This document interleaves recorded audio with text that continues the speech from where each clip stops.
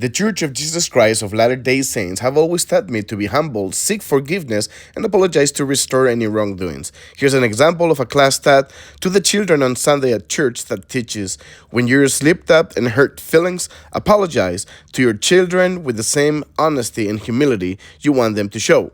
Here's another example of another lesson titled, I Will Say I'm Sorry, which teaches our willingness to humble ourselves and apologize can soften hearts and prepare us to come unto Christ.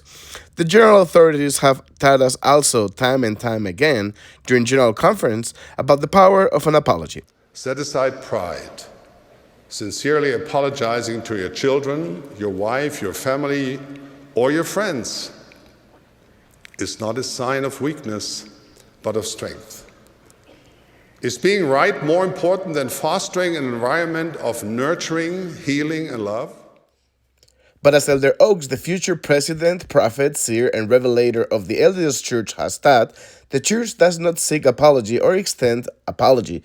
Here's a little clip where he tries to explain himself. Where the word apology appears anywhere in the Scriptures, Bible or Book of Mormon, the word apology contains a lot of connotations in it and a lot of significance.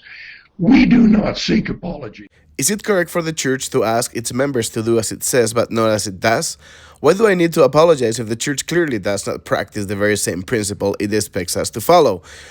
Only one apology was officially extended by the church, and that was in reference to the Meadows massacre. For over 150 years, the church did everything possible to suppress and hide any information regarding this massacre, including allowing blame to fall on the Paiute people for the public eye. But in 2007, suddenly the church released an official statement showing great remorse and taking ownership for those actions by why right then?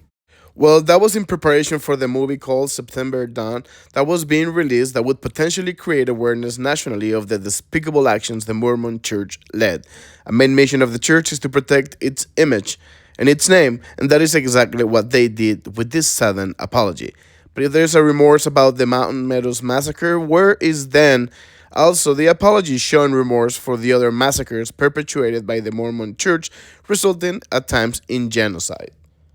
Maybe once a blockbuster comes or enough awareness arises, they will see the need to protect its image and come clean with an apology. But where is the remorse? Examples of these massacres include the Battle Creek Massacre, where Mormons killed the native people of the Timpanogos tribe.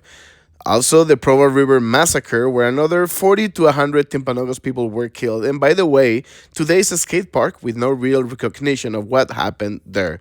The William McBride Massacre, where Mormons attacked the Goshoot camp, and also the Porter Rockwell Massacre, where Mormons took 30 uninvolved Ute people prisoner, and although most escaped, the 4 or 5 that did not were executed. Also, the Walker War, where LDS people attacked indigenous tribes led by the chief Walkara, and the Nephi Massacre, where 8 innocent Shoshone men were murdered. The Aiken Massacre, where 5 non-LDS travelers were lynched by orders of the top church leaders. One of the party of 6 escaped, and that is how we know of it. And there's also a battle with the Morosites, which is another branch of Mormonism. And those are just some of the ones we know of. How many more killings the church was able to suppress to the public knowledge? We will never know that, but surely the church will not apologize of any of them unless they have to protect its name or its image.